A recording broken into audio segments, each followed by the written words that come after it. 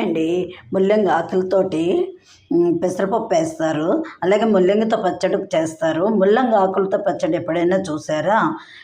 Today ముల్లంగి ఆకులతో పచ్చడి చేశాను. చాలా బాగుందండి.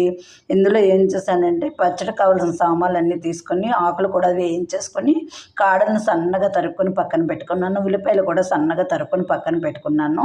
పచ్చడి కావాలని అన్నీ వేయించి ఎండుమిరపకాయలు తాలింపులు అన్నీ వేయించి ఆకులు కూడా వేయించి మిక్సీ పట్టాను. మిక్సీ పట్టిన తర్వాత దాన్ని ఇంగు పోపులో వేసానండి. ఇంగు పోపు కాసి పైనుంచి వేసాను. తర్వాత ఈ కాడల్ని ఉల్లిపాయ ముక్కల్ని కలుపుకున్నాను. ఇది మీలో ఎవరికైనా నచ్చితే లైక్ చేయండి, సబ్స్క్రైబ్ చేయండి.